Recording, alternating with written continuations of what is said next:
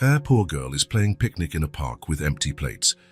The young billionaire approaches and asks what she's doing. She answers, "My mom said that if I pretend I'm eating, it helps with the hunger." In silence, she hands him a note, and what was written leaves him in shock. It was 3:30 in the afternoon when Grant Foster decided to leave the office. He didn't say anything to anyone. He didn't need to. As the director of the chain of hotels founded by his father, no one would question his movements. He put away some papers, turned off his computer, and took the elevator down to the ground floor. The driver offered to take him, but Grant declined with a simple gesture. He wanted to walk. He needed to walk. The downtown streets were as crowded as ever, people in a hurry, cars honking, the city in its constant motion. Grant walked on autopilot, his thoughts somewhere else. That morning's meeting with the shareholders had been tense. Numbers, statistics, profit forecasts. Everything revolved around money, always money. He walked for 20 minutes until he found the entrance to an old park. It wasn't one of those modern, well-planned parks. It was a piece of forgotten nature in the middle of the city, with old trees and lawns that needed more care. Grant wasn't sure why he went in. Maybe for the tranquility, maybe for the contrast with the excessive shine of the hotels he managed. "At least here, no one expects anything from me," he murmured to himself, following a stone path. His tie was starting to bother him. Grant loosened the knot and opened the top button of his shirt. He felt suffocated, but not just because of his clothes.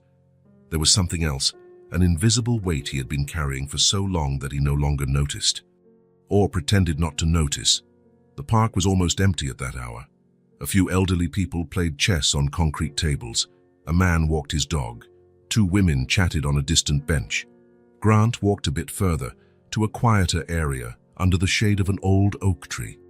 That was when he saw it. A small girl was sitting on a patched blanket spread out on the grass. The blanket was faded and had a few poorly sewn mends. The child had dark and curly hair tied back in an improvised ponytail. She wore a worn-out blue dress. In front of her were 3 shallow plates, empty, and a few plastic cups, also empty. Grant stopped, observing the scene. The girl carefully arranged the empty plates, then picked up a cup and pretended to drink something. She put the cup back on the ground, took an invisible fork, and moved it around in the empty plate as though she were eating. For some reason, Grant couldn't move on. He stood there, watching. The girl seemed alone. He looked around and saw no adult nearby, just the child, her patched blanket and the empty plates. Then the girl looked up and saw him. For a moment, their eyes met. Grant felt something strange at that moment, a kind of recognition that made no sense. "Hi," he said, almost without realizing. The girl didn't reply. She just lowered her head and continued her game with the empty plates. Grant didn't know what to do. Continuing on his way seemed like the sensible option. After all, what did a child playing in a park have to do with him? But there was something about that scene that bothered him. The empty plates, the patched blanket, the girl's loneliness. He took 2 hesitant steps toward her. "Excuse me? Are you here by yourself?" The girl lifted her eyes again. They were large and dark, with an intensity that didn't match her age. "My mom went to look for work," she finally said in a low, steady voice. "Oh, I see." Grant nodded, still unsure what to do. "And what are you doing?" The question came out naturally, almost as though he were talking to a friend's daughter. But Grant had no children, nor many friends with children. His life revolved around meetings, business, and the occasional social event that always ended in talk about work. The girl looked at the empty plates, then back at Grant. "I'm having a picnic. My mom said that if I pretend I'm eating, it helps the hunger go away." There was something in the simplicity of that answer that touched Grant in a way he hadn't expected. A picnic. With empty plates. "That sounds fun," he commented, trying to sound casual. "Can I ask what you're eating?" The girl shook her head negatively. "I'm not really eating," she said, as if explaining something obvious. "I'm just pretending." Grant felt a tightness in his chest. Something was wrong with this scene. A child alone in a park, pretending to eat from empty plates. "What's your name?" he asked, stepping a bit closer. The girl hesitated before answering. "Callie." "Callie?" That's a pretty name. Grant smiled slightly. I'm Grant. He wasn't sure why he was introducing himself to a stranger's child in a park. He wasn't the type to chat with strangers, let alone with children. But something about this girl, about the situation, kept him from simply walking away. Callie watched him with keen eyes, as if evaluating whether she could trust him. Then, to Grant's surprise, she opened the small, worn backpack at her side and pulled out a folded piece of paper.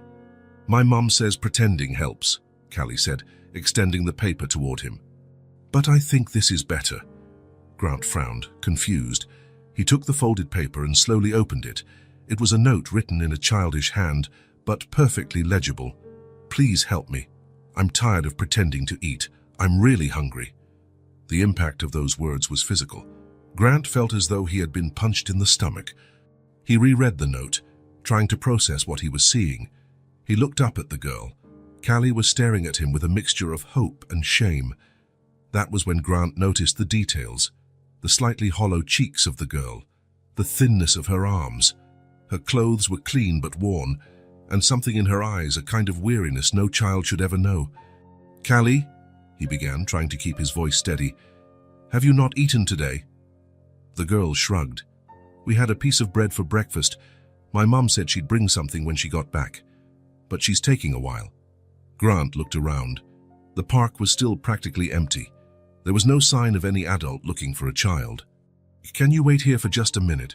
He asked, folding the note and putting it in his suit pocket. Just 1 minute, I promise. Callie nodded seriously. Grant walked quickly toward the park entrance, where he had seen a few food stands. His heart pounded, and his hands trembled slightly. He had never felt like this.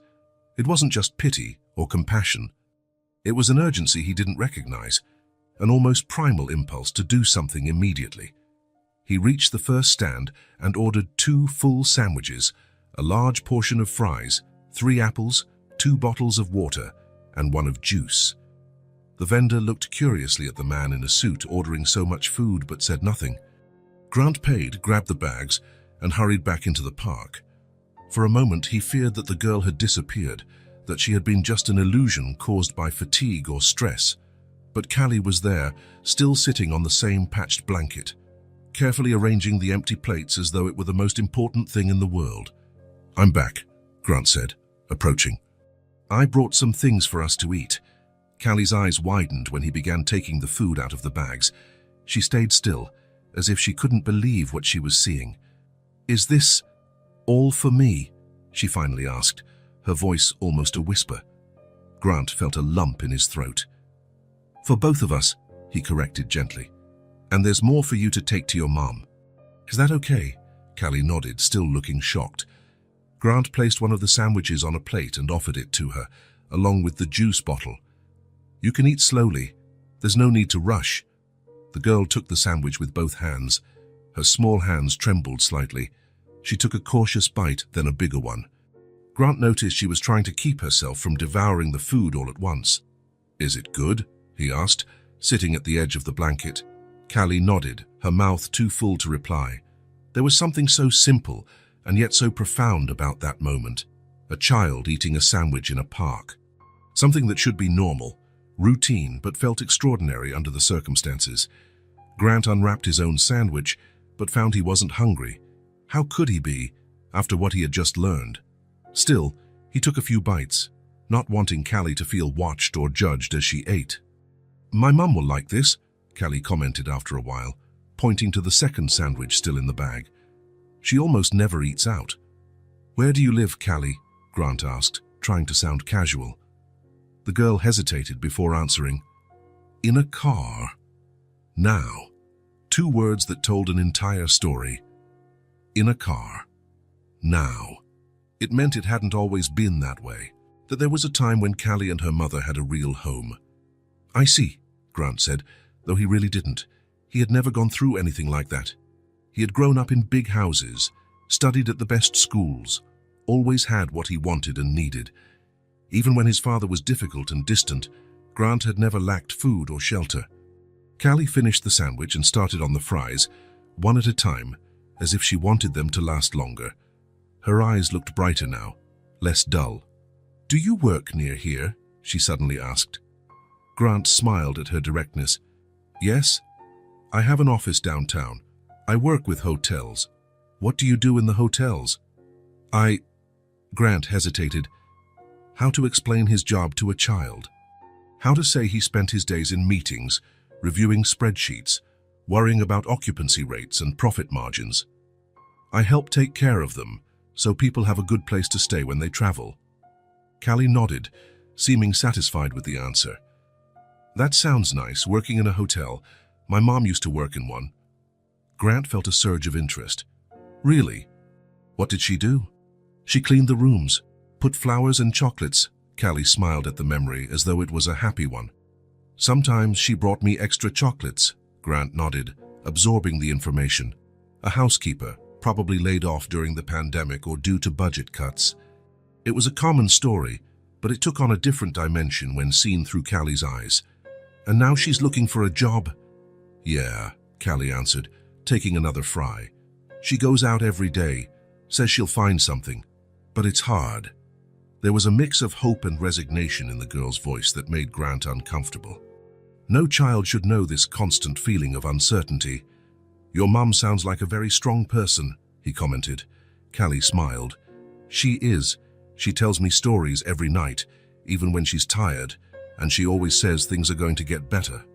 Grant felt a strange warmth spread through his chest. He didn't know how to name this feeling, but it was different from anything he had experienced before. It wasn't pity, nor was it just compassion.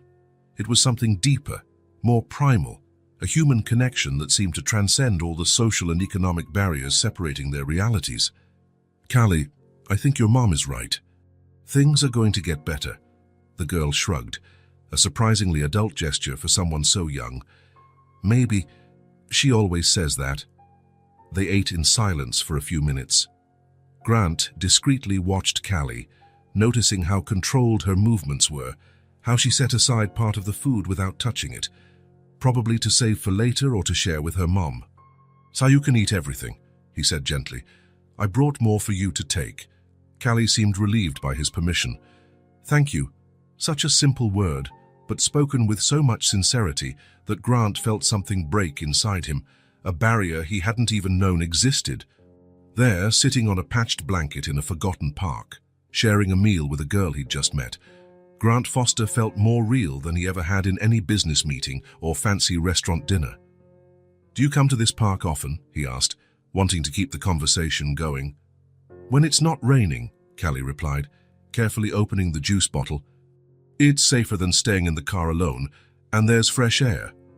Grant nodded, imagining what it was like for a child to spend hours in a parked car, waiting for her mother to return from job interviews. The unfairness of it all hit him hard. "You know, Callie, I like this park too," he said, though it was the first time he'd ever been there. "Maybe I'll come back tomorrow. Will you be here?" A casual question, but loaded with enormous weight. Grant realized he wanted to help, not just today, not just with one sandwich, but truly help change the situation for this girl and her mother. Callie studied his face for a moment, as though searching for signs of deceit or falsehood. After a moment, she nodded. "I think so, if it doesn't rain." "Then maybe we'll see each other again," Grant smiled. "We could have another picnic, a real one this time." A small smile appeared on Callie's face, lighting up her eyes. "I'd like that." The sun was beginning to set. Grant checked his watch. He had spent nearly an hour with Callie. The office felt so distant now, as though it belonged to another life. "I need to go now," he said, standing up. "Your mom will probably be back soon, right?" "She always comes back before dark," Callie replied, busy tucking away the extra sandwich and fruit in her small backpack. Grant hesitated. The idea of leaving a child alone in a park bothered him, but Callie seemed used to it, and he didn't want to be there when the girl's mother returned. Not now, not without a plan to truly help. "Will you be okay?" Callie looked at him with those big eyes, so wise beyond her years. "I'll be fine, I always am." Grant nodded, swallowing hard. There was so much resilience in that child, so much strength in such a small body. "See you tomorrow then," he said, taking a few steps away. "Same time?" "Same time," Callie confirmed, returning to organize her plates, which were now no longer empty. The crumbs of bread and leftover fries were like treasures in her little collection. Grant walked away along the stone path, feeling strangely light yet carrying a new weight on his shoulders. Upon exiting the park, he took out his phone to check the time.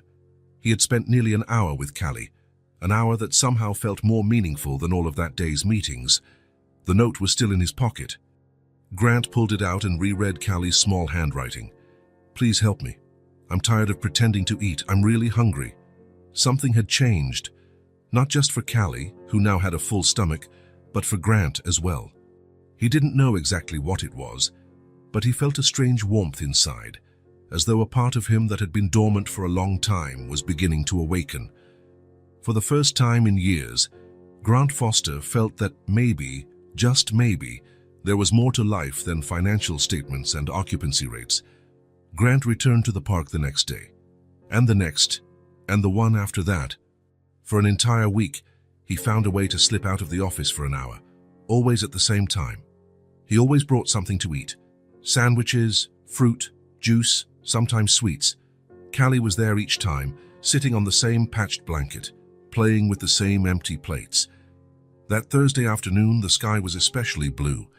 Grant brought a different snack, chocolate milkshakes and fries, and watched Callie's face light up when she saw the treats. Sitting on the edge of the blanket, he observed her eating with that quiet satisfaction only children can show. "My mom used to make milkshakes sometimes," Grant said, barely realizing he was speaking out loud. Callie raised her eyes, curious. "Were they good?" "The best," Grant smiled, and suddenly he was far away. The kitchen was large, with dark wood cabinets and a marble countertop where his mom worked. Grant was 6 years old, sitting on a high stool, watching her put ice cream, milk, and chocolate into the blender. "Do you want to turn it on?" his mom asked, smiling.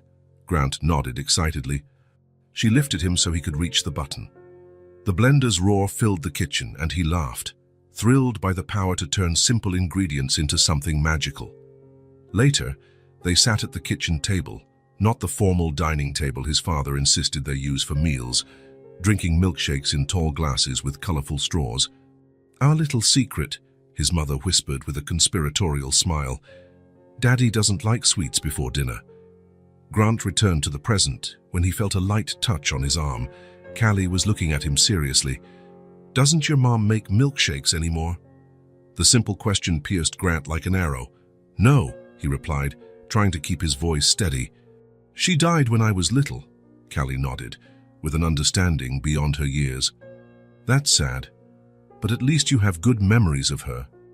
A child without a home, offering comfort to a grown man who had everything. The irony was not lost on Grant. "Yes, I have some good memories. Too few," he thought. "Far too few." "What about your dad?"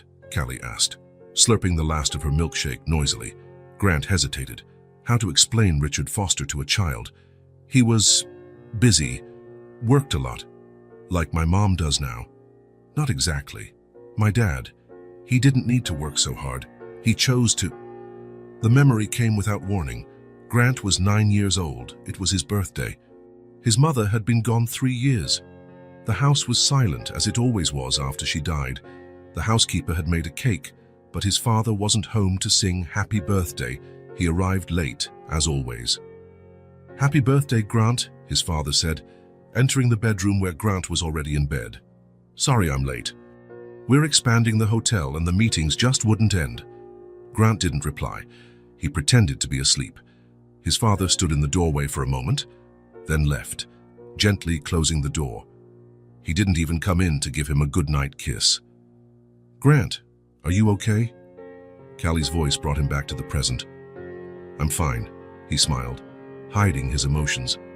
"I just remembered some things. Sad things. Some, yes." Grant watched Callie wipe her hands on a napkin. Her movements were delicate, careful. Like each napkin, each fry was something precious. Another memory surfaced. Grant at 12, sitting at the dining table. Silverware, porcelain plates, crystal glasses.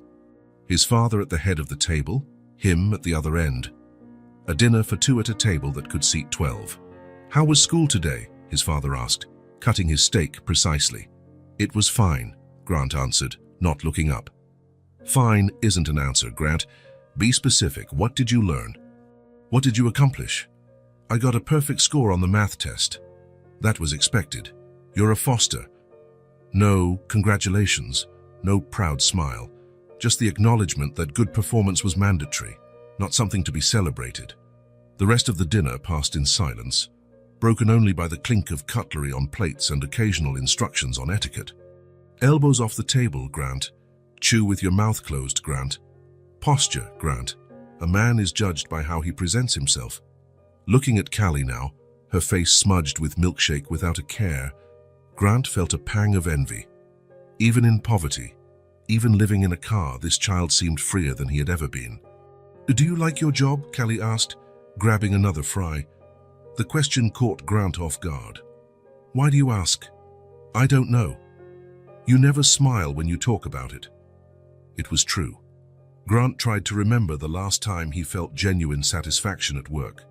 Maybe at the beginning, when he still believed he could make a difference, change his father's legacy, create something more human. It's complicated, he replied. I like parts of it. Which parts? Grant thought for a moment. I like when I can help people have a place to stay. A safe, comfortable place. Like a home. Yes, like a temporary home. Callie nodded thoughtfully. That sounds good. Helping people have a home, even if just for a little while. Something about the simplicity of that observation struck Grant deeply. That's what hotels should be, not just money-making machines, but places that offered comfort, safety, and human warmth.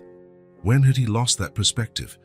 When had the figures in the spreadsheets become more important than the people in the rooms? The answer came quickly. When his father took full control of his upbringing after his mother died. The hotel chain will be yours one day, Grant, his father always said. You have to learn to be strong, decisive. There's no room for sentimentality in business.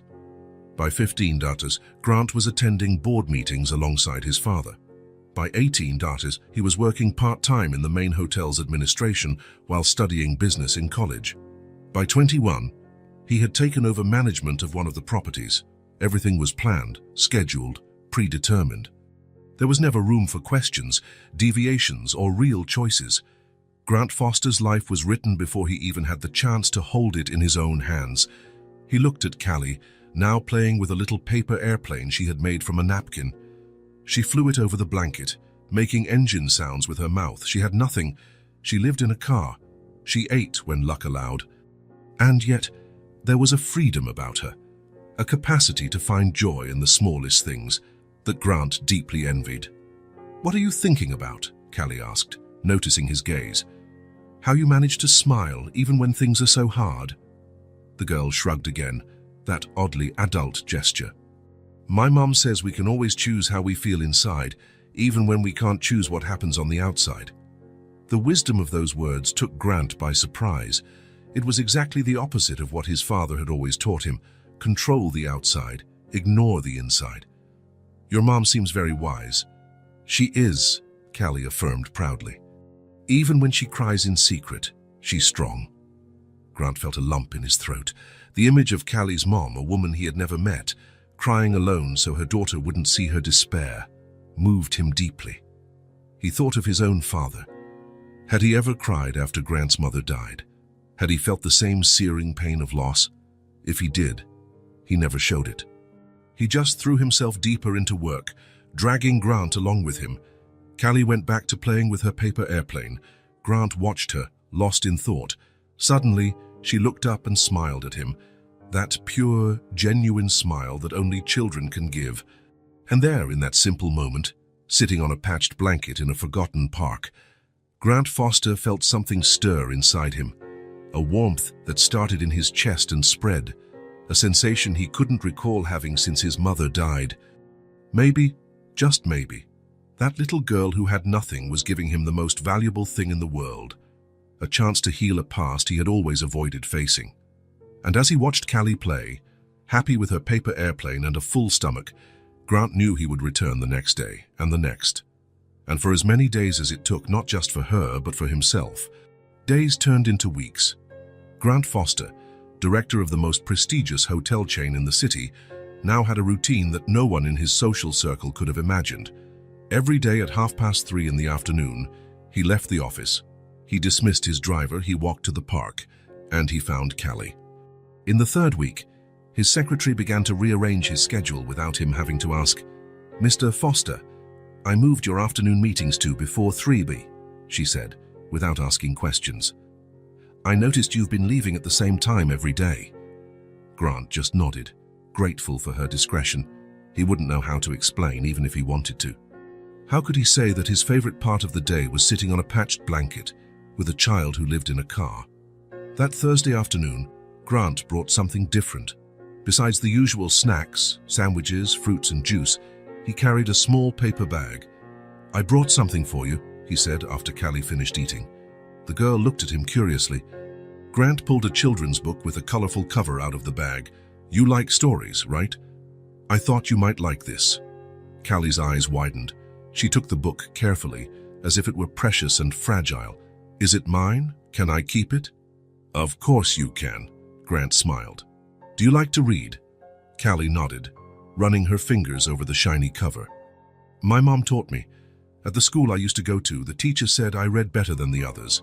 Grant noticed the "used to" in her sentence, another piece of the puzzle that was Callie's life. "You're not going to school now?" The girl shook her head. "Mom says we'll wait until we have a permanent address again, but she teaches me things. We have some books in the car." Grant felt a tightness in his chest. A smart child like Callie, out of school, another injustice to add to the list. "And where is this car?" he asked, trying to sound casual. Callie looked at him for a moment, deciding whether to trust him with this information. "Behind the Sunrise gas station near the highway, there's a vacant lot there. The owner lets us stay, as long as we don't bother anybody. Sometimes he even lets Mom use the station's restroom." The simplicity with which she described the situation made it even more poignant. For Callie, that was normal now. "Seems like the owner of that station is a good person," Grant commented. "He's nice. He gives Mom coffee in the morning. And he gave me a piece of candy last week." Small acts of kindness that became huge through Callie's eyes. Grant thought of the expensive gifts he received from business associates, the presidential suite he occupied when traveling, the car and driver waiting for him every day. None of that seemed as valuable as a free cup of coffee or a piece of candy in Callie's perspective. "Would you like to read a bit of the book now?" he suggested. Callie opened the book reverently. She began reading out loud, carefully. Sometimes she stumbled over a harder word, but overall she read very well for her age. Grant listened, impressed. "You read really well, Callie," she smiled, proud. "Mom says reading is important. Books can take me far away, even when we can't go anywhere." Another phrase that hit Grant like a punch to the stomach. Rachel, Callie's mom, whom he still hadn't met, seemed to be doing the impossible to shield her daughter from the harshness of their situation. In the following days, Grant continued bringing books. Callie devoured the stories. Sometimes she read to him, other times he read to her. They created a little ritual after lunch, a story after the story, a conversation about the characters, about what Callie had learned, about what she imagined. One of those afternoons, after they finished The Secret Garden, Grant noticed it was almost dark. "I need to go, Callie. It's getting late." The girl put the book in her worn backpack, along with the extra apple and sandwich he always left for her mom. "Will you be back tomorrow?" she asked, as she always did. "I will," Grant answered, as he always did. But this time, something was different. As he helped Callie fold the blanket, Grant made a decision. "Can I walk you to your car today?" "It's getting dark." Callie looked surprised. "You want to meet my mum?" The question was direct, as hers always were. "I think so. If you don't mind." "And if she doesn't mind, of course." Callie considered it for a moment, then shrugged. "I guess it's okay. Mom always says thank you for the sandwiches. Maybe she'd like to thank you in person." They started walking out of the park. Grant noticed how confidently Callie moved, as though she knew the route well. How many times had this little girl walked it alone? The thought disturbed him. "How's your mum doing?" he asked as they walked. "Tired," Callie answered simply. "She walks a lot every day looking for work. Sometimes she comes back late. Sometimes she comes back crying. Grant nodded, unsure of what to say again, struck by Callie's honesty. It must be tough for both of you. It is. But Mom says we've been through hard things before. We'll get through this too. She sounds very strong. She is, Callie said, with obvious pride. She only gets sad when she thinks I'm not watching. They walked for about 20 minutes. They left the downtown area, passed through some residential blocks, then a more industrial section. Grant realized they were heading to a part of the city he rarely visited. Finally, they reached a larger avenue leading to the highway. The Sunrise gas station stood on the corner, its neon sign partially broken. Callie led him behind the station. There was a small vacant lot with tall grass and a few trees. Near the fence separating the lot from the highway was an old blue sedan, paint faded by time. It's right there, Callie pointed. That's our car. Grant felt a lump in his throat. Seeing the car made everything more real. It wasn't just a sad story Callie told, it was her life. As they approached, Grant saw a woman sitting on the car's hood, writing in a notebook. She looked up when she heard footsteps. Relief crossed her face upon seeing Callie, then confusion when she noticed Grant. She was a beautiful woman despite the obvious fatigue. She had the same dark curly hair as Callie, pinned in a makeshift bun. She wore simple jeans and a white blouse, both clean but visibly worn. Her eyes, the same dark tone as her daughter's, carried a mix of strength and exhaustion. "Mom!" Callie ran to her. "I brought Grant with me." "He's the one who always gives me sandwiches." Rachel slid off the hood, closing her notebook. Her posture was tense, on alert. Grant couldn't blame her. A stranger was approaching the only place they had to call home, however precarious. "Hi," Grant said, stopping at a respectful distance. "I'm Grant Foster. I've known Callie for a few weeks now at the park. I hope you don't mind my coming here." Rachel studied his face for a moment. Grant could see the gears turning in her mind, assessing any potential threat, considering her limited options. "Rachel Moore," she finally said, extending her hand. "Callie's been talking about you a lot. Thank you for the lunches and the books." Grant shook her hand. Her palm was rough, calloused, hands that worked hard. "The pleasure is mine. Callie is wonderful company." A small smile appeared on Rachel's face. She is indeed. Very talkative when she feels comfortable.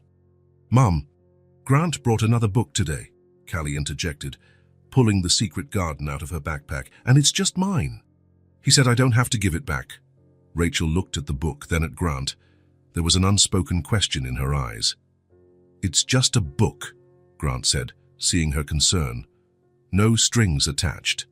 "That's very kind of you," Rachel replied, still with some caution in her tone. "But I don't want us to feel like—" "Please," Grant interrupted gently. "It's just a book I had.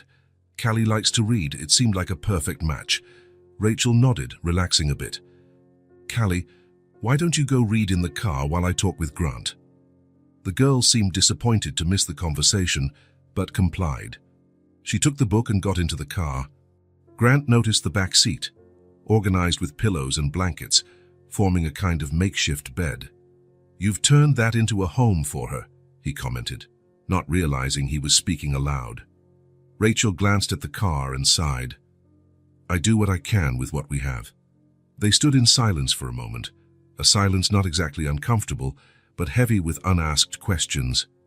"Callie told me you used to work in a hotel," Grant said, trying to start a conversation. Rachel nodded, her face showing resignation.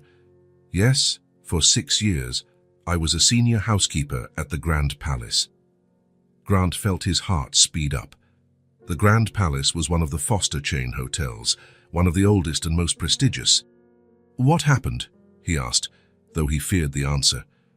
"I was laid off during the pandemic staff cuts," Rachel explained, no bitterness in her voice, just stating a fact.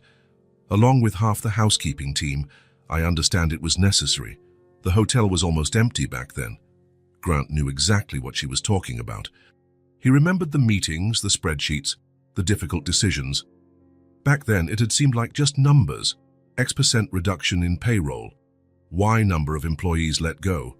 Now those numbers had a face, Rachel's, and by extension, Callie's. "I'm sorry," he said, and he truly was. Rachel shrugged, in a gesture that reminded Grant of Callie. That's life. I tried to find another job in the industry, but every hotel was in the same situation. Later, when things improved, they had already hired younger people without kids, more flexible. So you're looking for work now? Every day, she nodded. Anything, really. I can't afford to be picky, but without a fixed address or a reliable phone number, it's tough. And I can't take night shifts because of Callie. Grant thought about the basic requirements his own hotels demanded for hiring: address, phone, references, barriers that seemed simple but became insurmountable for someone like Rachel. How did you... He hesitated, not sure how to phrase the question without sounding invasive. End up living in the car, Rachel finished for him, with a humorless smile. It's the classic story. Lost my job, used my savings to pay rent for a few months. When that ran out, we had to leave. We sold almost everything, kept only what was essential. At least we had the cars, which was already paid off. Lots of people don't even have that. The simplicity with which she narrated her personal tragedy left Grant speechless. There was no self-pity in her voice, only resignation and surprising strength. Do you have any family who could help? Rachel shook her head. My parents died years ago. I have a brother in another state, but he has his own problems. She paused. I don't want to sound ungrateful. Many people have helped us. Mr. Garcia, who owns the gas station, is an angel. He lets us use the bathroom, sometimes gives us food. And now you, with the sandwiches for Callie. It's nothing, Grant said, feeling almost ashamed of how small his gesture was compared to their real needs. Rachel studied him for a moment. Why are you doing this, Grant? Why would a well-dressed, obviously successful man spend his afternoons with a child in a park? The question was direct, blunt. Grant appreciated her honesty. I met Callie by chance, he said. I was passing by the park, saw her alone playing with empty plates. She handed me a note, telling me she was hungry. Rachel closed her eyes for a moment, clearly upset. She wrote a note asking for food. Her voice trembled slightly. Yes, Grant said, deciding to be honest. She said she was tired of pretending to eat, that she was really hungry. Rachel turned her face away, but not before Grant saw the pain in her eyes. I thought she was okay, that our little picnic game worked. I always managed to bring something for dinner, but lunches... Grant realized she was fighting back tears, maintaining composure out of pride or habit, or perhaps out of fear of seeming weak in front of a stranger. Callie is an incredible child, he said, wanting to comfort her somehow. Strong, smart, creative. You're doing a great job with her, given the circumstances. Rachel looked back at him with a sad smile. Thanks for saying that. Sometimes I wonder if I'm ruining her life. From what I can see, you're saving her life. Every day. A moment of silence followed. In the distance, the noise of cars on the highway hummed steadily. The sun was beginning to set, casting orange tones across the vacant lot. It's getting late, Rachel remarked. I don't want to take more of your time. It was a polite dismissal. Grant understood she needed space, privacy, in the only place she had left. Sure, he replied. It was a pleasure meeting you, Rachel. Likewise. He took a few steps back, hesitating. I'll be at the park tomorrow, same time as always. If Callie wants to come, she'll love it, Rachel smiled, this time a more genuine smile. Your picnics have been the highlight of her day. Grant nodded, feeling a pang of joy at hearing that. See you tomorrow, then. See you. Grant walked away, heading back toward the city. He looked back once and saw Rachel getting into the car with Callie, the old faded sedan that was now their home. As he walked back to his downtown penthouse apartment, Grant felt something growing inside him. It wasn't just compassion or pity. It was a strong, almost urgent desire to do more, to truly help. Rachel and Callie didn't just need sandwiches and books. They needed a roof over their heads, a job, stability. They needed a chance. And maybe, just maybe, Grant Foster, the director of his father's hotel chain, could do something about it. Grant arrived at the office earlier than usual. The building was still quiet, with only a few employees around. He liked it that way. No chatter, no constant interruptions, No stairs following him because he was the founder's son. He sat at his desk and turned on his computer. His thoughts were far from the day's schedule. Since meeting Rachel the day before, he couldn't think about anything else. A former employee of the Foster hotel chain, living in a car with her daughter. The contrast was so brutal it felt physical. Grant felt a weight in his chest, a tightness that wouldn't let him breathe properly. He opened the human resources software, protected by a password only a few in the company had. As a director, Grant had full access to all hotel personnel files. He typed the name into the search field, Rachel Moore. The system took a few seconds to process. Grant tapped his fingers impatiently on the desk. When the results came up, he clicked on the only file that matched. Rachel's photo appeared on the screen. She looked younger, with different hair, smiling for the camera. The contrast with the tired woman he'd met the day before was painful. Name, Rachel Lauren Moore. Position, Senior Housekeeper, Hotel, Grand Palace Hotel, Central Unit. Date of hire, 03/15/2014. Date of separation, 05/22/2020. Reason for separation, staff reduction, code RC19. Grant kept reading. Rachel's performance evaluations were consistently positive. Dedicated employee, meets expectations, punctual, impeccable work. There were guest compliments attached, people specifically mentioning Rachel's good service in their post-stay surveys, 6 years of exemplary service. Then, with a cold line on a cost-cutting spreadsheet, it had all ended. Grant vaguely remembered that time. The pandemic had hit the hospitality sector hard, cancelled reservations, empty hotels, mounting losses. The board of directors, led by his father, decided to implement drastic cuts to weather the storm. At the time, it seemed like the right business decision. Keep the company alive, preserve what was possible, cut what was necessary. Grant had been in those meetings, reviewed those numbers, signed those documents. How many Rachel Moores were on those lists? How many Callies had been affected by decisions made in comfortable rooms by people who would never have to sleep in a car? Grant continued examining the file.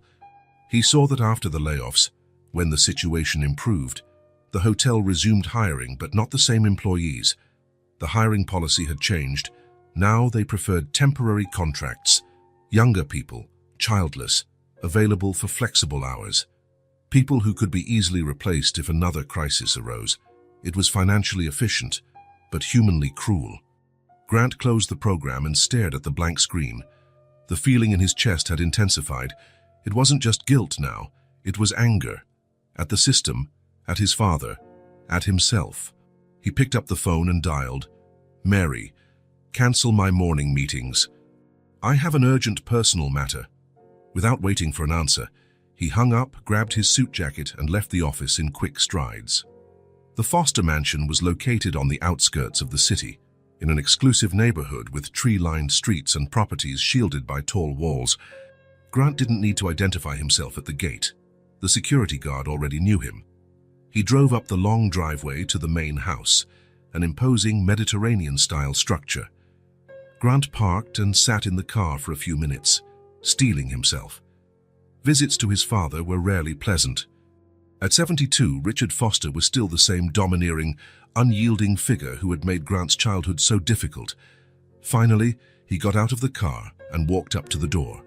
The housekeeper answered, greeting him with a warm smile. Mr. Grant, what a nice surprise. Your father is in his study. Thanks, Martha. Is he expecting me? No, but I'm sure he'll be happy to see you.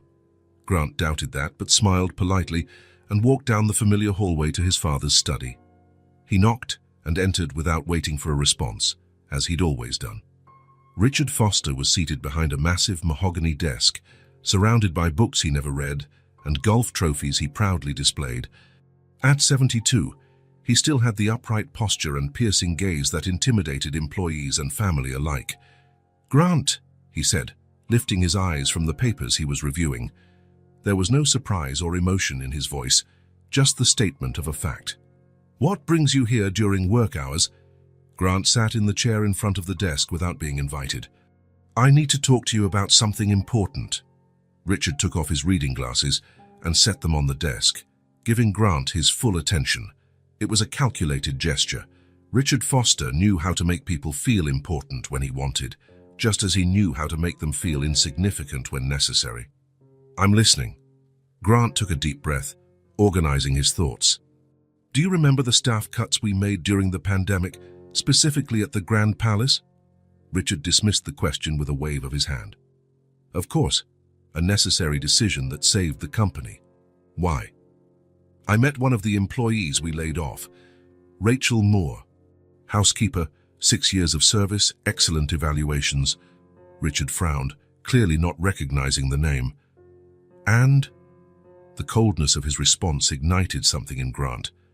"And she and her young daughter are living in a car. They lost everything. The girl doesn't go to school anymore. They barely have food." Richard leaned back in his chair, unaffected. "That's unfortunate, certainly. But what do you expect me to do? We can't be responsible for the fate of every former employee. Business decisions affect people. That's the reality of capitalism." Grant felt his blood boiling. "Business decisions? We're talking about real people, Dad. A woman who worked for us for 6 years, a child who's innocent. They're not just numbers on a spreadsheet. Sentimentality doesn't keep companies afloat, Grant. You should know that by now." Richard picked up a pen and twirled it between his fingers, an old habit when he felt annoyed. "If we start making decisions based on sad stories, we'll soon be bankrupt. Then how many more would lose their jobs?" It was the same argument as always, the one Richard used to justify every harsh measure, every unpopular step, every moment he put profit above people. "There's a middle ground between bankruptcy and cruelty," Grant replied, keeping his voice controlled. "We could have set up a rehire program when things got better. We could have offered temporary aid, anything to show we cared about the people who built our company." Richard let out an impatient sigh. "Your soft-heartedness has always been a problem, Grant, just like your mother. She also thought we could save the world, one hug at a time." The mention of his mother hit Grant like a physical blow. Richard rarely spoke of her, and when he did, it was always to belittle her naivety or excessive sensitivity. "My mother had humanity," Grant said through gritted teeth. "Something you seem to have lost along the way, if you ever had it." Richard's eyes hardened. "Watch your tone, Grant. I'm your father, not one of your subordinates. And I'm your son, not one of your employees. But you've always had trouble telling the difference, haven't you?" The silence that followed was heavy, loaded with decades of unspoken resentments. "If you came here to insult me," Richard began. "I came here to understand," Grant interrupted. "To understand how the son of poor immigrants, who built an empire from nothing, can be so indifferent to other people's suffering. How someone who knew poverty can be so cold to those going through the same thing now." Richard slammed his hand on the desk, a rare show of loss of control. "Precisely because I knew poverty. I know what it takes to escape it. Strength, determination, sacrifice, not charity, not handouts. These people need to stand on their own feet, as I did." "You didn't stand on your own feet," Grant countered calmly. "You had help from Mr. Harris, who gave you your first job when no one else would hire immigrants. From Mrs. Peterson, who took care of you when you were sick and had no health insurance. From Mr. Goldstein, who lent you money to open your first hotel when no bank would approve your credit." Richard looked surprised to hear those names from the past. "How do you know about them?" "Mom told me. All the stories you never shared, about how people helped you along the way, about how you promised you'd pay it forward when you could." Richard looked away, visibly uncomfortable. "Those were different times. Times have changed. People haven't. We still need each other. Rachel Moore needs a hand right now, just like you needed one back then." Richard stayed silent for a long moment. When he spoke again, his voice was quieter, less confrontational. "What exactly do you want, Grant?" "I want to rehire her. Not as a favor, but because she's an excellent employee who knows our system. I want to create an assistance program for employees in hardship. I want the Foster chain to be known not just for its profits, but for how it treats people." Richard looked at his son with a mixture of irritation and something that could be interpreted as reluctant respect. "Still the idealist. Just like your mother. Maybe the world needs more idealists and fewer pragmatists right now," Grant replied, not backing down. Richard put his glasses back on, a clear sign the conversation was winding down. Do what you want with your employee, Grant. You're the director now, you have the autonomy. As for the rest, put a proposal together with numbers, a detailed financial impact, and present it to the board like any other business idea. That's not exactly what I was hoping for. It's the only answer you'll get, Richard said, returning his attention to the papers on his desk. Feelings don't pay bills, Grant. They never have, and they never will. Grant stood up, recognizing the dismissal. Before leaving, he paused at the door and looked at his father. You know the difference between you and me, Dad. You built hotels to escape poverty. I want our hotels to help others escape it. Richard raised his eyes, and for an instant so brief Grant almost missed it. There was something different in his gaze. Not approval, certainly, but maybe a spark of understanding. Good luck with that, he said simply, and turned back to his work. Grant walked out of the mansion with determined steps. The visit hadn't been particularly productive, but it wasn't a complete disaster either. His father hadn't explicitly supported his ideas, but he hadn't vetoed them either. By Richard Foster's standards, that was almost a victory. In the car, Grant adjusted the rearview mirror and saw his own reflection. For the first time in a long while, he felt he was on the right path. That he had finally found a purpose beyond simply running the family business. He picked up his phone and called his secretary. Mary, I need you to schedule a meeting with the HR department for this afternoon and pull the full file for Rachel Moore, please. We're going to rehire her. He hung up and looked at the mansion in the rearview mirror as he drove away. That was the house he grew up in but never truly lived in. That was the man who raised him but never truly knew him. Grant understood the challenge would be enormous. Changing a company culture was almost as hard as changing the character of a man like his father, but for the first time in years, he felt he had a real reason to try. At the Grand Palace Hotel, there would be a position waiting for Rachel Moore. And in the streets of the city, in a car parked behind a gas station, a girl named Callie might finally have the chance at a different future. Grant accelerated toward the office, determined. The name on the spreadsheet now had a face, and that face would change everything. The park looked different that afternoon. The leaves on the trees were beginning to change color, announcing the arrival of fall. A gentle breeze blew, bringing a freshness that hadn't been there in previous weeks. Grant arrived at his usual time, carrying a bag of sandwiches in fruit and 2 boxed juices. He found Callie in their usual spot, sitting on the patched blanket. This time, however, Rachel was also there. Since Grant had met her, she had occasionally started coming to the park, always keeping a respectful distance while he and Callie shared lunch and stories. Grant observed Rachel for a moment before approaching Callie.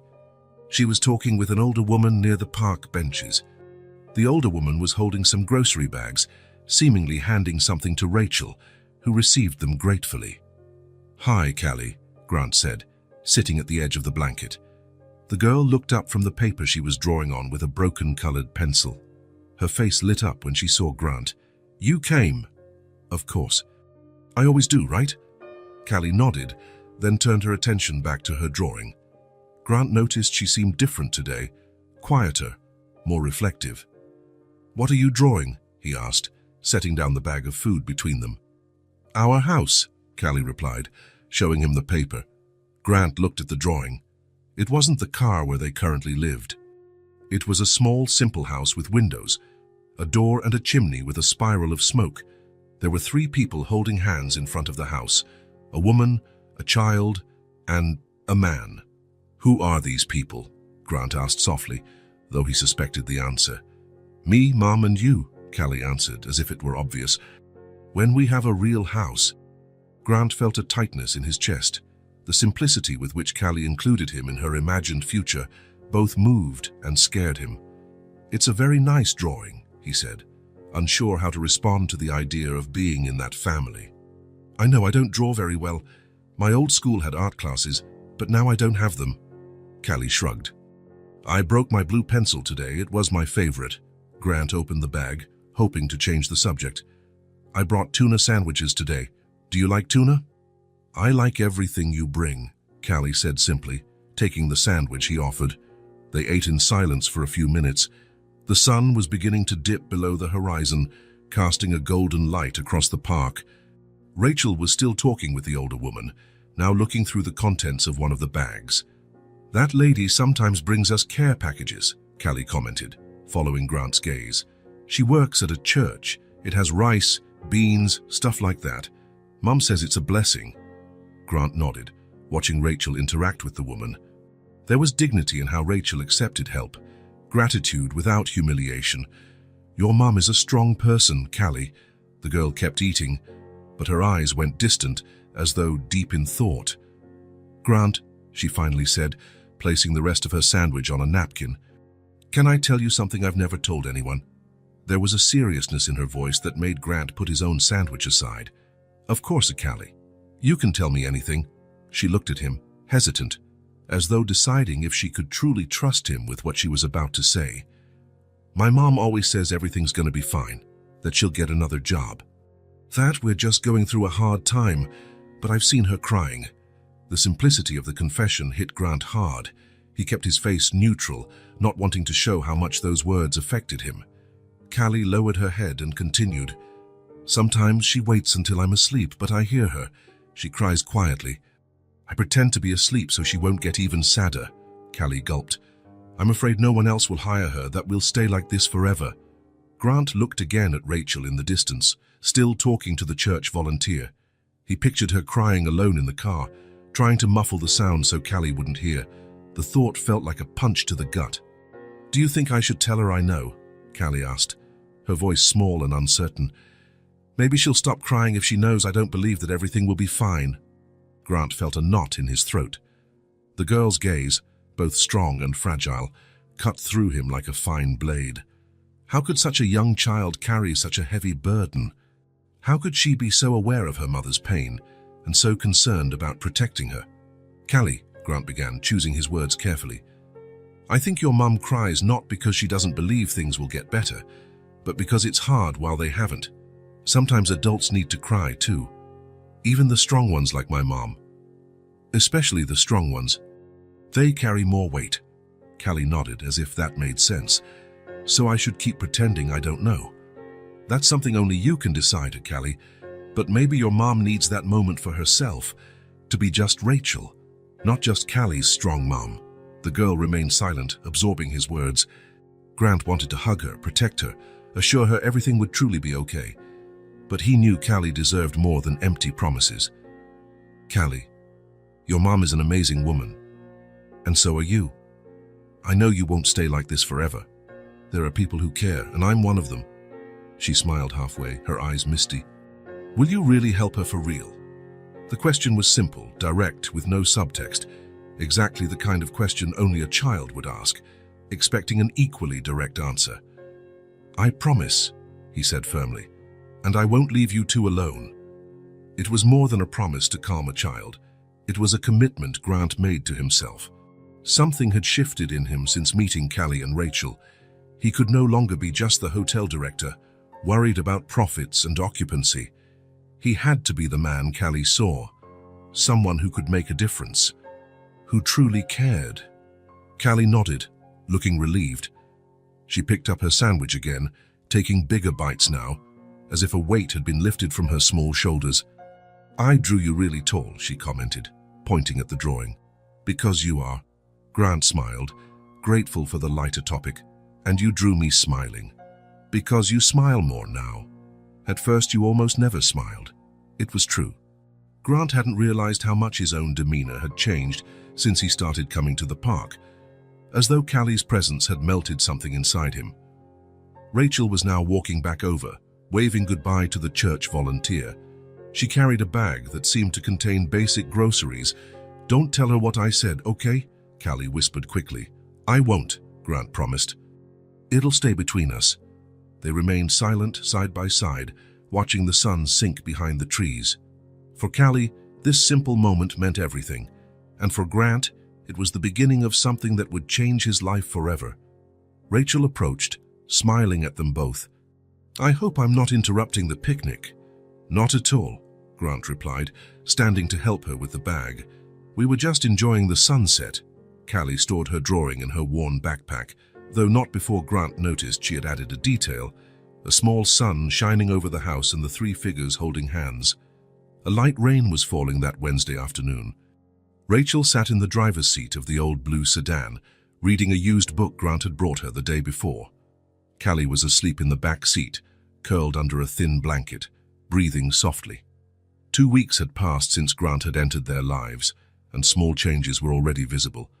Callie's backpack now held children's books.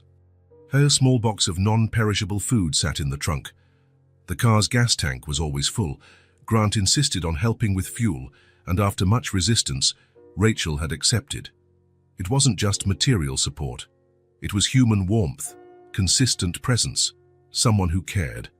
Rachel still couldn't fully grasp why a successful man like Grant Foster spent so much time on them, but she had stopped questioning. In her current life, she couldn't afford to turn away kindness. As she turned a page of the book, her phone rang, the sound strangely loud in the cramped car. It was an old model car with a battery that barely lasted half a day. She kept it off most of the time, saving power for emergencies. Very few people had that number. She looked at the screen. An unknown number, probably another rejection for a job, she thought. In recent days, she had handed out resumes everywhere possible. Restaurants, shops, laundromats, anywhere that might hire someone without a fixed address. She hesitated before answering. She hated another polite no, but she couldn't afford to miss any possibility, however slim. "Hello?" she answered quietly, so as not to wake Callie. "Ms. Rachel Moore?" a female voice asked on the other end. "Yes, that's me." "Mrs. Moore, this is reception at the hotel where you used to work. The manager asked me to inform you that we're reopening some positions. Your name was at the top of the list. We'd like to know if you're interested in returning." Rachel froze.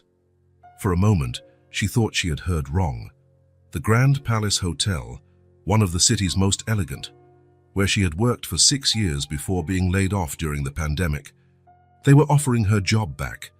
"Miss Moore, are you still on the line?" Rachel realized she had been silent too long. Yes, of course I'm interested. Thank you so much. I don't even know what to say." Her hands trembled as she held the phone. She felt a knot in her throat, a mix of relief and disbelief. "Great," the voice continued. "Could you come in tomorrow at 9 a.m. to finalize the details? Just ask for Mr. Roberts at reception." "I'll be there," Rachel confirmed, her voice still trembling. "Thank you for the opportunity." "See you tomorrow then." The call ended, and Rachel stared at the phone in her hand as though it might disappear at any moment. A job. Her old job. After more than a year living on the brink, surviving on odd jobs and charity, there was finally a light at the end of the tunnel. A small movement in the back seat caught her attention. Callie was waking up, rubbing sleepy eyes. "Who was it, Mum?" she asked in a hoarse, just-awake voice. Rachel turned to her daughter, unable to contain the smile spreading across her face. "It was the hotel, honey. They want me to come back." Callie's eyes went wide, confusion first, then realization. Really? They actually called? There was so much hope in her voice, but also a carefulness, as if she were afraid to believe too much and be disappointed. Rachel knew that feeling well. It mirrored her own heart at that moment. Rachel held out her arms, and Callie clambered into the front seat, bridging the gap between them with a child's nimble ease. "We're gonna get out of this. I promise," Rachel whispered, holding her daughter close, feeling the warmth of her small body. They stayed like that for a long moment, hugging in the quiet car, with the soft rain drumming on the roof. It was a perfect moment, one Rachel knew she'd hold on to forever, no matter what happened next. "Can we tell Grant?" Callie asked, still in her mother's embrace. Rachel smiled. Of course, Callie's first thought was to share the news with Grant. In the past weeks, he had become a steady presence in their lives, especially for Callie. "Sure. We'll see him at the park tomorrow, like always." "He'll be so happy," Callie said with the confidence of a child who felt she knew someone well. "He will," Rachel agreed. Lying in the back seat that night, Callie breathing softly beside her, Rachel couldn't sleep. Her mind buzzed with possibilities. A steady paycheck, maybe a small apartment soon, Callie going back to school. Simple things most people took for granted, but that for them had become distant dreams. Something didn't quite add up, though. Why would the hotel call her back now after so long? Why would her name be at the top of the list, especially given how the hospitality industry usually worked? They generally preferred new hires, younger, more flexible, no dependents. The most obvious answer made her heart race. Grant. He worked with hotels. He'd mentioned it several times. Could he have some connection with the Grand Palace? Might he have used his influence to get her the job? Rachel pushed the thought away. She didn't want to believe all his kindness was just a setup for this kind of hidden charity. She preferred to believe the hotel valued her for the work she'd done for 6 years. The next morning, Rachel got up early, putting on the best clothes she still owned, a pair of black slacks and a simple white blouse, both clean and well ironed, thanks to a borrowed iron from the church volunteer. She put her hair in a neat bun and applied a little lipstick, the only makeup item she hadn't sold. She left Callie at the park, where the girl would read her books until Grant arrived, as they'd done for several weeks. "Behave, okay?" she said, kissing the top of her daughter's head. "I'll be back as soon as the interview's done." "You'll do great, Mom," Callie assured her with a confidence that warmed Rachel's heart. Hours later, when Rachel returned to the park, she found Grant and Callie sitting on the usual blanket, playing an improvised card game. When they saw her, both looked up simultaneously. "Mom, how was it?" Callie asked, jumping to her feet. Rachel couldn't hide her smile. "I got it. I start on Monday." Callie squealed with delight and ran to hug her mother. Grant stood more slowly, a discreet smile on his lips.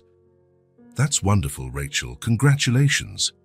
There was something in his eyes, a quiet satisfaction Rachel couldn't fully decipher.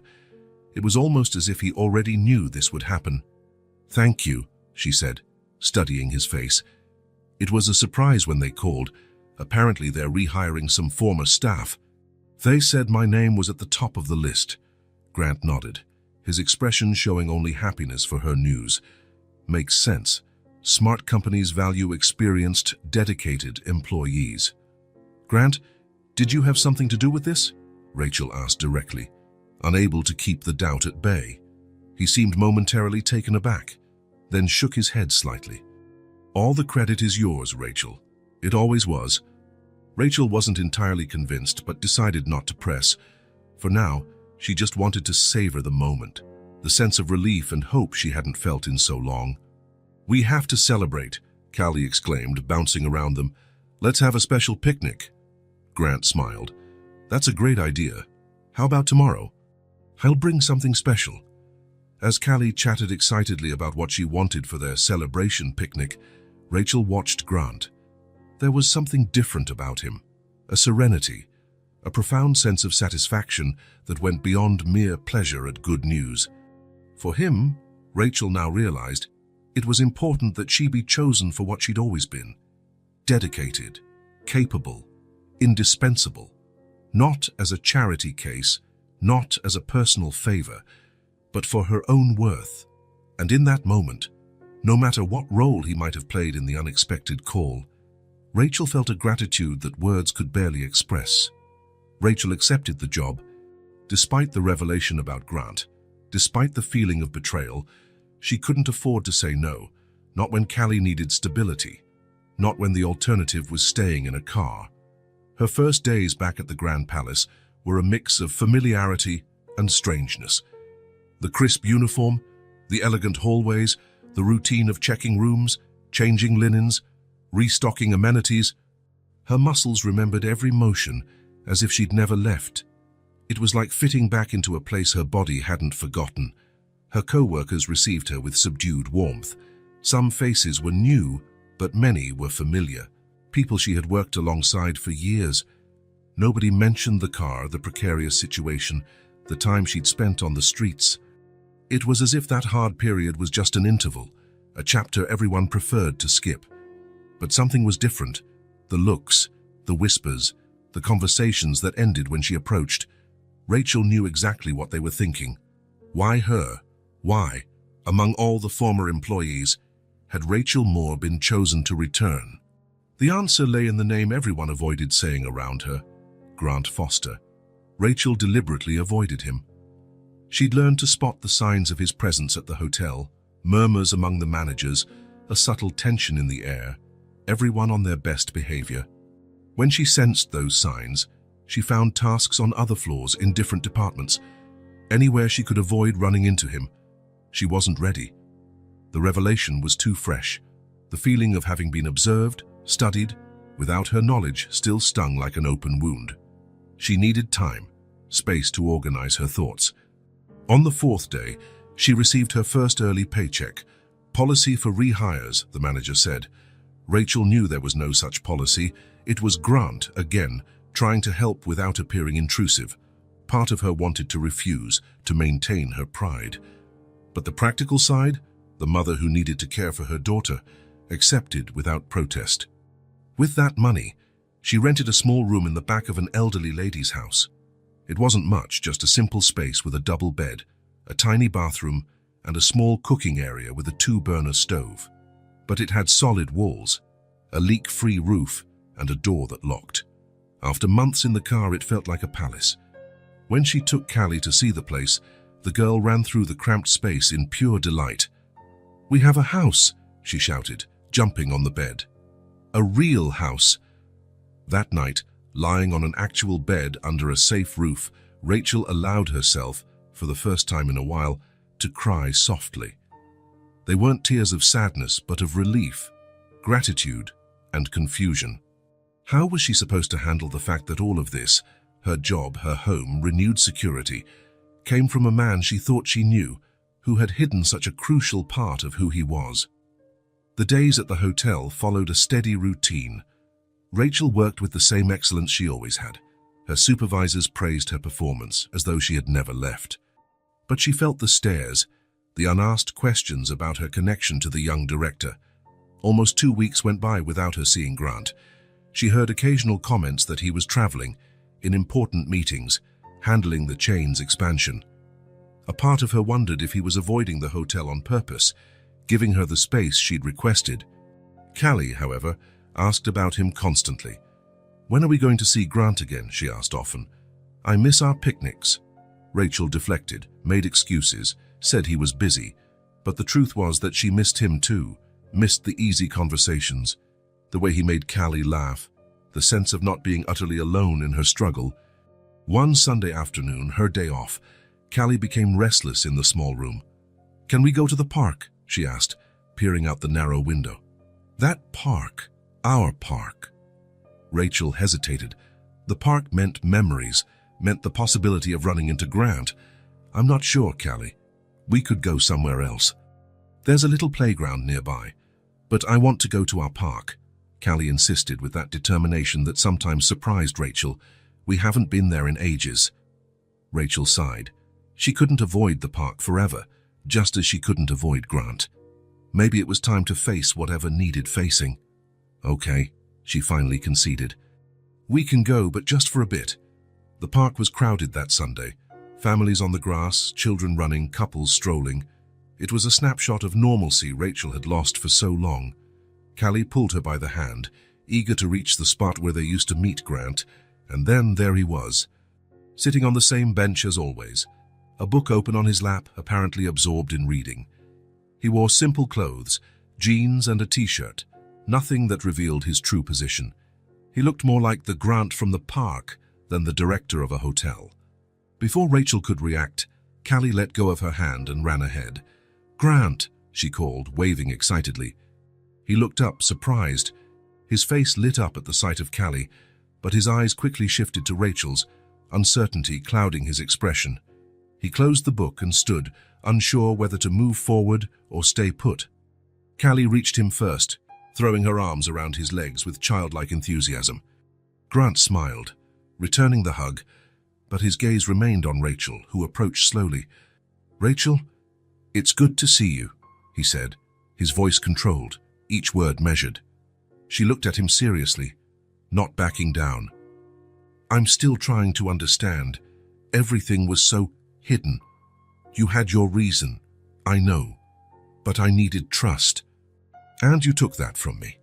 There was no accusation in her voice, just a painful truth. Grant lowered his gaze, accepting the reproach without defense. I made a mistake, not because I wanted to deceive you, but because I was afraid it would look like I was just doing charity, that I didn't see your true worth. I wanted you to have the chance without knowing it came from me. Sensing the tension between the adults, Callie stepped aside to play with some fallen leaves on the grass. Rachel watched her for a moment, seeing how her daughter laughed at something so simple, how she found joy where many would find none. It was a lesson Rachel realized she needed to learn again. She likes you, a lot, and I know you care about us. It was a hard admission, but true. Despite her hurt, Rachel knew Grant's care was genuine. The stories of his own childhood, the way he treated Callie, the respect he had always shown her, even at her lowest. None of that could be faked by someone with ulterior motives. Grant took a small step forward, closing the distance between them. Give me a chance to show you that all this, the hotel, the care, what we've built, was real. Rachel glanced again at Callie, who was now stacking leaves, fully absorbed in her game. She thought about how the girl asked about Grant every day, how her face lit up when she talked about him, how he had become an important, positive presence in their difficult life. Would it be fair to deny her daughter that because of her own wounded pride? Rachel hesitated for a few more seconds. Then she gave a simple nod. All right, but let's do it the right way. No secrets. The relief on Grant's face was evident, as though a huge weight had been lifted from his shoulders. No secrets, he promised with a gentle smile. That day, they didn't have an elaborate picnic like the ones before. No meticulously prepared sandwiches or boxed juices. They just sat together on the grass, under the shade of a large tree. Grant pulled out a package of cookies from his pocket, opened it and offered it around. They shared that simple snack in silence, watching the people in the park, the sun lowering on the horizon, life moving around them. To Rachel, that simple moment meant far more than a casual meeting. It was the beginning of something new, built on more honest ground. A restart she hadn't expected but now found possible. As she watched Callie and Grant quietly discussing the shapes of clouds in the sky, Rachel allowed herself, for the first time, to consider that perhaps the truth, as painful as it had initially been, could open the way to something real, something that needed no masks or half-truths, and for now that possibility was enough. The apartment was on the third floor of an old building with no elevator. The stairs were narrow, their steps worn down by decades of use. Rachel climbed slowly, carrying one of their suitcases, while Callie bounded ahead with a light bag, barely able to contain her excitement. Are we almost there? She asked for the third time, stopping at the landing to wait for her mom. Yes, it's on the next floor, Rachel answered with a tired smile. It wasn't a luxury place, not even close. A small apartment with 2 bedrooms, a modest living room, a compact kitchen, and a single bathroom. The rent was affordable precisely because it was an old building in an unpretentious neighborhood. The walls needed fresh paint, some tiles were cracked, and the windows let in a draft on cold days. But as Rachel reached the third floor, set the suitcase down, and took the key from her pocket, she felt something she hadn't in more than a year, the weight and meaning of having a place to call their own. She turned the key in the lock and pushed the door, which opened with a faint creak. Can we go in now? Callie asked, impatient. Yes, Rachel replied softly. This is our new home. The word our carried special significance. After so long without a fixed address, they finally had a place that was theirs, where they could stay without fear of being kicked out or bothered. Callie dashed inside, her small footsteps echoing on the wooden floor of the empty living room. It's huge, she exclaimed, spinning with arms wide open. Rachel smiled, watching her daughter. The apartment was actually quite small, but for someone who had been confined to the back seat of a car, any space seemed immense. She brought in the 2 suitcases that held everything they owned, some clothes, important documents, a few books and toys of Callie's they hadn't sold, family photos kept like treasures. They were lucky with the landlord, an elderly man touched by their story, who left some basic furniture, a table with 4 chairs in the kitchen, a double bed in the larger bedroom, a single bed in the smaller one, a worn but clean couch in the living room, and a simple shelf. The rest Rachel bought gradually with her new salary: bedding, towels, kitchen utensils, hygiene items, and most importantly, groceries for the pantry. Callie was already exploring each room, opening and closing doors, switching lights on and off. "Which one's my room?" she shouted from down the hallway. Rachel approached and pointed to the door on the right. "This one. Let's see if you like it." The room was small, big enough for the single bed, a bedside table, and a built-in closet. The window overlooked an internal courtyard, no grand view, but enough natural light during the day. Callie burst inside like a whirlwind and immediately jumped on the bed, testing the mattress with little bounces. "I have a bed just for me," she exclaimed, eyes shining, "and a whole room." Rachel leaned against the doorframe, watching her daughter's joy. For most children, having their own room was normal, expected. For Callie, after months spent curled up in a car's back seat, it was an unimaginable luxury. "Can I put my things in here now?" she asked, already opening the small closet. "Sure, sweetheart. I'll start organizing the kitchen." She left the smaller suitcase in Callie's room and took the other to the main bedroom. She had no time to explore her own space. The priority was to make a decent dinner, to celebrate their first night in the new place. In the kitchen, Rachel began unpacking the groceries she'd bought earlier. It wasn't much, but it felt like a treasure once out of reach. Rice, beans, cooking oil, salt, and other basics. Some fresh vegetables, eggs, and as a small luxury for the special occasion, a whole chicken to roast. She also bought cleaning supplies, a small plant for the kitchen windowsill, and for Callie a box of colored pencils and a sketchbook. There was something profoundly soothing and healing about placing each item in its place. Plates and cups in cabinets, utensils in drawers, food in the pantry, ordinary routines that symbolized the return to normal life, stability, dignity. As she worked, she heard Callie running through the apartment, exploring every corner, every detail, every new possibility. "Mom, we have a real shower. Look, you can see the street from the living room window. There's a light switch in every room." Rachel smiled at her daughter's discoveries. Simple, basic things turned into marvels by someone who hadn't had them for so long. When she finished in the kitchen, Rachel started preparing dinner. She cleaned the chicken, seasoned it with garlic, onion, lemon, and herbs. She washed the rice, set the beans to cook, and cut vegetables for a salad. Familiar motions she hadn't done in so long, since she lost her old apartment and everything else. In the car, meals were always makeshift. Cold food, snacks if they had money, or donated meals. The luxury of making a complete hot dinner in a real kitchen felt almost surreal. The aroma of cooking filled the apartment.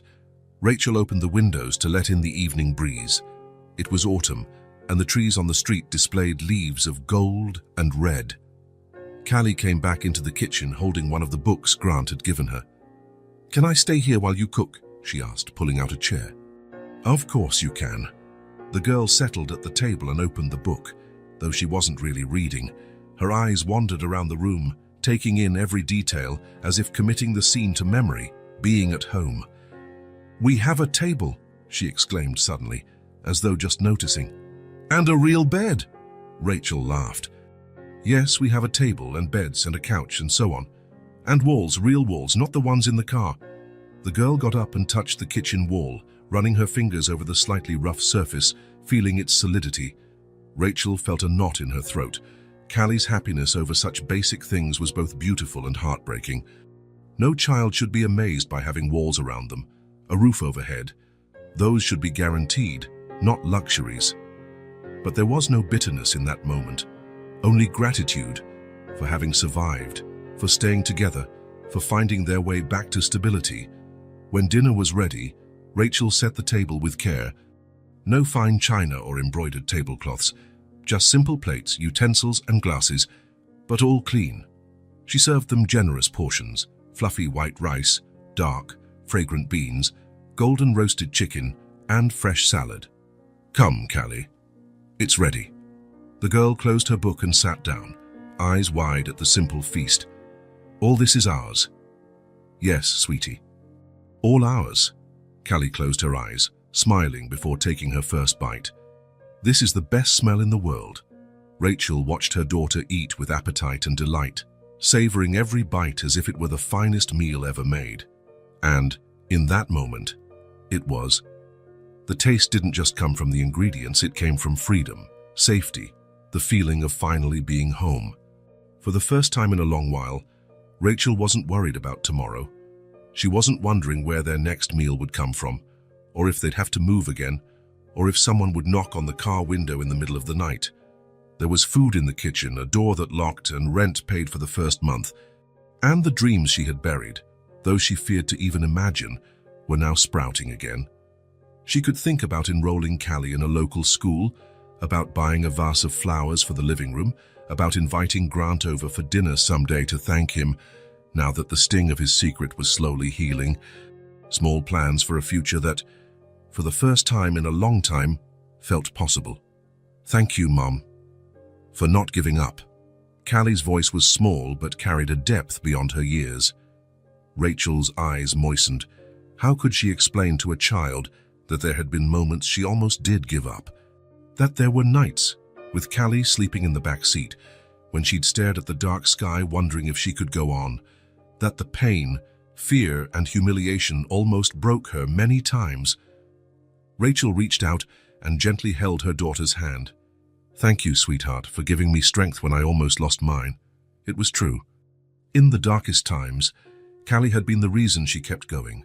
The need to protect her child, to ensure Callie had a chance at life, was what prevented her from surrendering.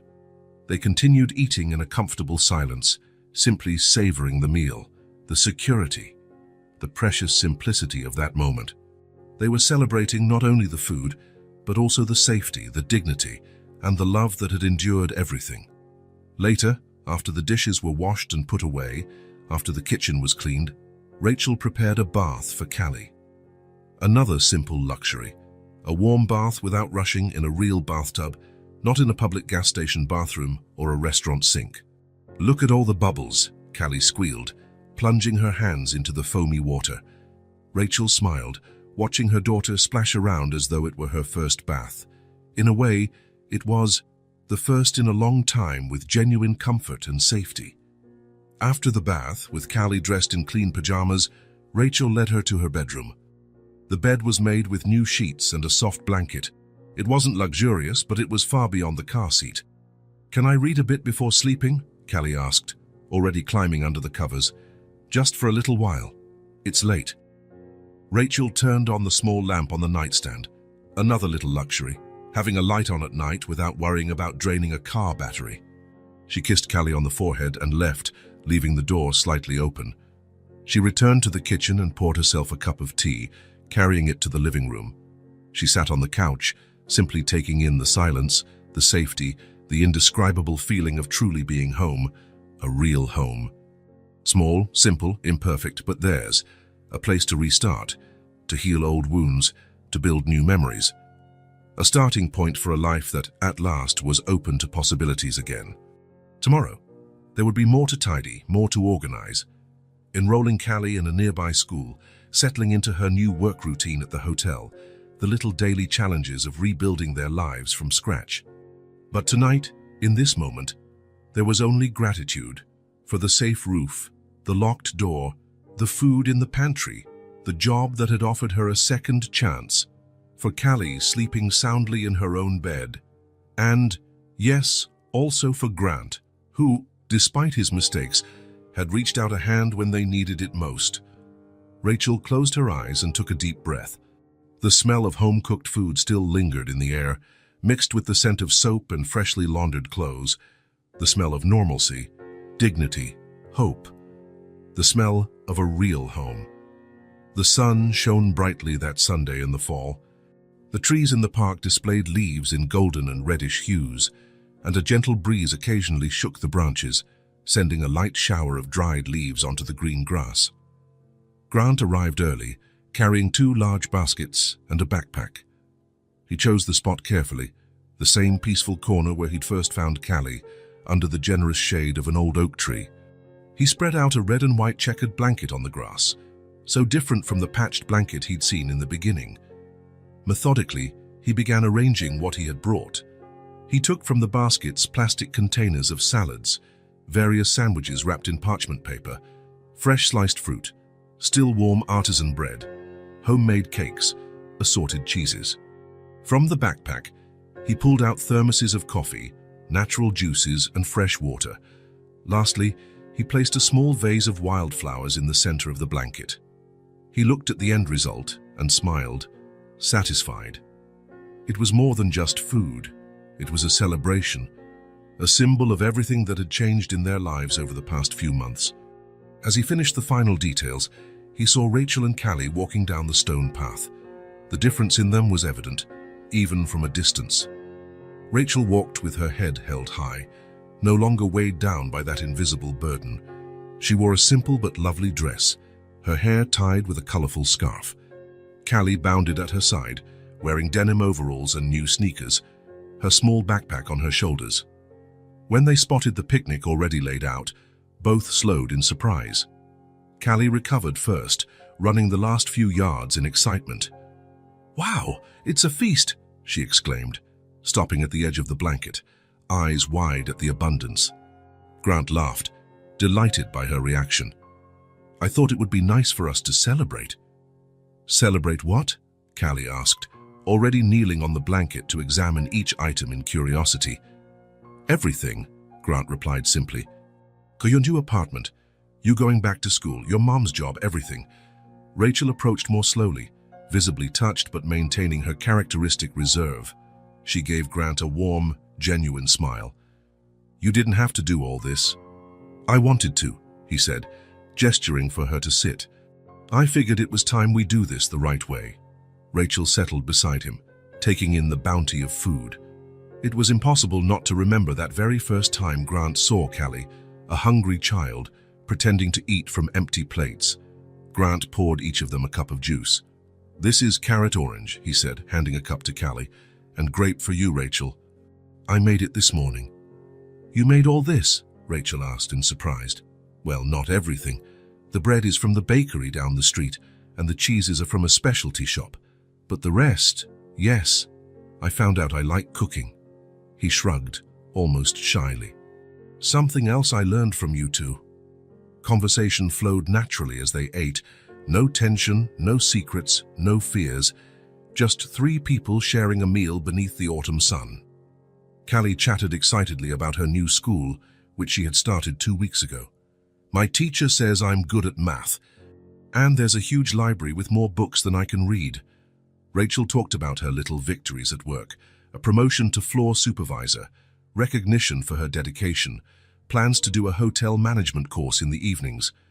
"The manager said I can advance if I keep it up. Maybe even work in administration one day." Grant listened more than he spoke, content just to be there, watching the transformation in the two lives that had touched his own so deeply. From time to time, he glanced at the exact spot where Callie had sat that first day, with her empty plates and a desperate note. Life sometimes changed in an instant, with seemingly small decisions. If he had chosen a different route that day, or ignored a lonely child in the park like so many probably had. "What are you thinking?" Rachel asked, noticing his distant gaze. "About how small decisions can change everything," he answered honestly. She nodded, understanding without needing further explanation. After the meal, Callie, bursting with energy, spotted some butterflies near a flower bed and ran off to observe them. Rachel and Grant remained seated side by side, comfortable in the silence. Grant was the one to break it, his voice serene. "You know, this place has taught me a lot. When I first met you two, I thought I was helping, but I was the one who got saved. The truth is, I needed to remember what really matters. I never had my father's affection. He was always cold, distant. My mom died when I was a boy. Since then, it's just been work, expectations, silence. I grew up believing being alone was normal." He paused, watching Callie chase the butterflies, laughing when they flitted from her reach. Then he turned back to Rachel.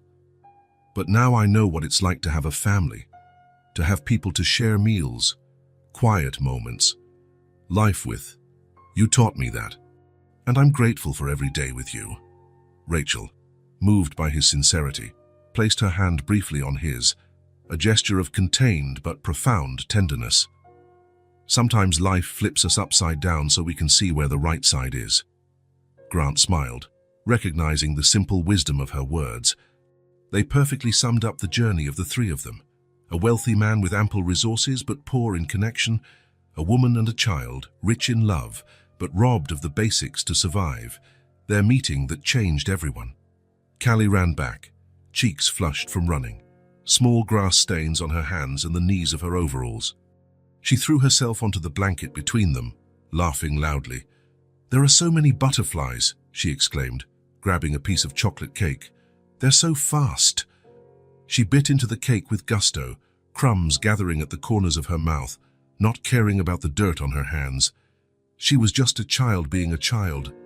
Free, happy, safe. Grant and Rachel exchanged a glance over Callie's head, a look filled with understanding, gratitude, and something else unspoken but growing stronger every day. In that instant, under the gentle shade of the old tree and on the picnic blanket laden with shared food, something became clear to all three. True riches weren't in the hotels or bank accounts, not in luxury cars or upscale apartments. They were right there in that moment, in the ability to share not only a meal, but also joys, sorrows, and silences. In the strength of the bonds they had formed, not through obligation but by choice. That was the inheritance that truly mattered, the legacy Grant wanted to build, the security Rachel had fought to give Callie, the love that, in unexpected ways, had found its way among them. And at last, this was the real picnic. Not a sad game with empty plates, but a genuine celebration of full bellies, happy hearts, and possible futures. If this story touched your heart, subscribe to the channel and turn on notifications so you don't miss the next ones. Leave a like because it helps this story get recommended to more people. See you in the next story.